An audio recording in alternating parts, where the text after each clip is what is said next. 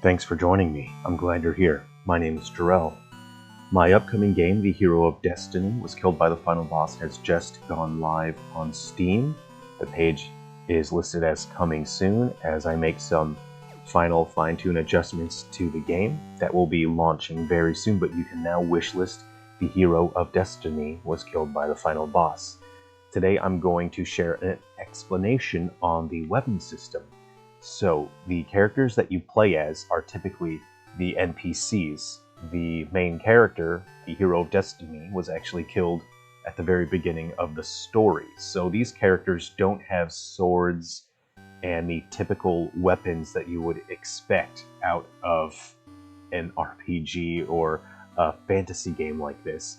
So I thought it would be interesting if I created a lore and a world that used particular kinds of items as everyday tools.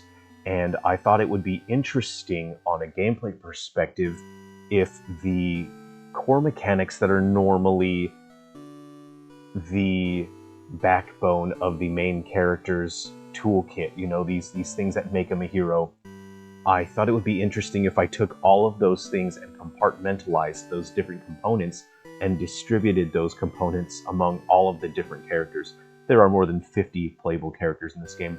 So what's important, you start out in the inn here, and what's important is to check these books. These little tutorial books will give you a brief explanation, but it's all you need to know when it comes to these weapons. So we'll check this out. Bell weapons can briefly prevent enemies from using projectile attacks. So we'll just skip the rest of the text for now. And we'll see this character has a bell. And there are a couple different variations for the weapon types, so that it's just interesting.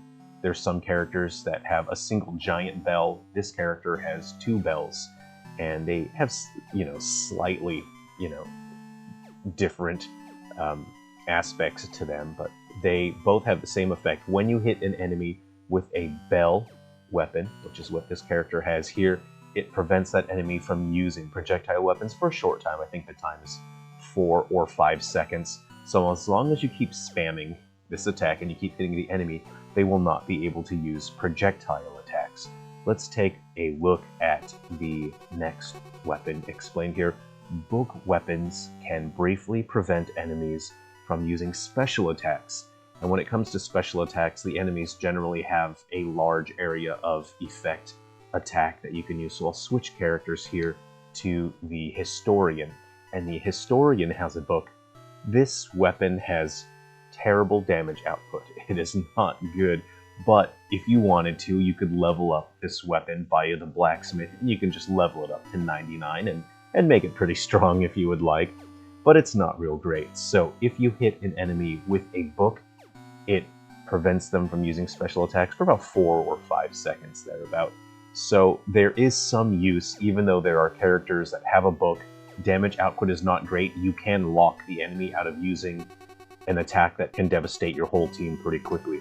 You have ribbon weapons, and ribbon weapons can briefly prevent enemies from using grabbing attacks. So let's go ahead and take a look at that. Which character has the ribbon? We have the Dancer here, and the Dancer can use this ribbon weapon. This is the variation that is the double ribbon rod, and you can see she does a fun little twisty move. I'm kind of somewhat addicted to the little twisty move. I think it's just fun. And sometimes when I'm making games, the games develop themselves organically, and I hadn't originally planned on the twisty little move there at the end, the flourish, but as I was creating the ribbon weapons and I implemented the physics simulation, I realized an opportunity to do something that just looks cool. It's just visually satisfying, especially if you have multiple characters with ribbon type weapons. And so I added that. I just thought, it's fun to look at, it's neat. So there are enemies that can jack you up.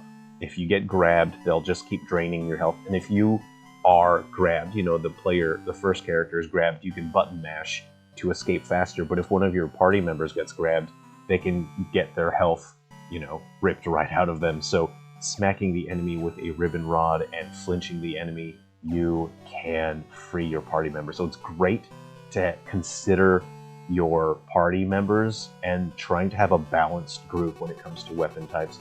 After the ribbons, we have hoops, and the hoop weapons can briefly reduce the enemy movement speed. When I designed this battle system, I wanted to think of it more as a JRPG turn-based battle system, but with some real-time elements to it and where spacing really matters. I wanted this game to feel interesting. You know, we've all played classic JRPGs where you can be in situations where you just mash the A button and then it's not that interesting. So I wanted to match the spirit of JRPG when it comes to the strategy, because you have your abilities for each character, and at that point the game just turns into a turn-based RPG when it comes to this because you have cooldown meters. The hoop weapons are so important for spacing. And enemies, certain ones are just very fast and they'll rush you down and they can really ruin your day. So if you have at least one hoop user, then you can control spacing a lot better. The hoops are not very strong, and as the description says, it slows down the enemy for a short time. You can have multiple hoop users. There's a number of characters that can throw hoops, and you can see this character, that's her primary weapon, so when she throws that, she'll always throw that. So even when she's not the primary character, she'll throw them out. But there are other characters that have hoops as well. So we have the dancer here who has the ribbon, but she has hoops that don't throw. You can see that she has these dual hoops that she just holds. So there's more than one hoop type. You can have throwing hoops, which are pretty nice. They stay in place for a moment, or you can have a melee hoop. And these melee hoops have the same effect. They slow the enemy down, but they do a little bit more damage. And with the dancer, she's quite a fun character, and if people want to attempt a solo run, the dancer is actually a very good character for a solo run because one of her abilities is dance, so it boosts her power and defense by 8, and that lets you get in real close to stay safe. Plus 8 on defense is huge, but you also get the +1 on speed, and that is a huge boost. If you combine that, the accountant has an ability that boosts the whole party speed, and then if you give the dancer a flower dress, you have so much control over spacing now because you get a +3 on speed, and you are basically Sonic the Hedgehog here. So there's a number of different ways to apply hoops. There's characters that have an ability called Wisdom Hoop. We can take a look at that here with the Historian and the Wisdom Hoop. It slows down the enemy movement speed, but it also stops the target from using special attacks for 6 seconds. So this has the combined effect of a book and a hoop, and the Historian already has a book, but this one is special because it stays in place for a moment. So not only does it deal damage, enemies walk into that, they take damage from that, but it locks their special attack and it reduces the movement speed. So it's great to consider the Wisdom Hoop as well when it comes to your strategy. That's quite a good move, and it's the last ability I added to the game. And lastly, we have the Shepherd's Staff. And the Shepherd's Staff is quite exclusive. I think only 2 characters have a Shepherd's Staff.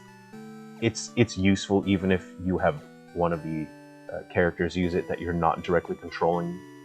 Having the Beastkeeper as a second or third party member is pretty good because the placement of that character will allow him to hit the enemy, but that reduces the enemy's attack power briefly.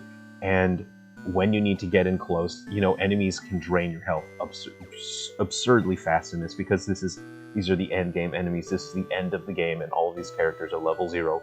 Of course, you can level up, but especially early on, it's great to have someone with a Shepherd's Staff. So again, this reduces the enemy's attack power on hit, and that's, you know, it lasts about 5 seconds, thereabouts. So those are the different weapon types. There's different applications, you know, and all the different characters have different ways to contribute. And I think it's just so fun, and it's so dynamic to try different characters because the way that you approach battles, the way that you deal with enemies is so dependent on who is in your party. And that's because these enemies can destroy you basically immediately, so you have to consider your strategy. This is not a typical action game. It's not a typical hack and slash where you can just go and beat enemies up. If you go in with that attitude, then you get wiped out immediately. So you have to consider your weapons that you have, but also your abilities. So In the next upcoming episodes, I can go over the abilities and how they make each character unique and allow you to build a party that is totally unique. You know, I'm so excited to be able to get this game to you guys. So thank you very much for watching, and thanks for spending some time with me today. Take care of yourselves. Be well.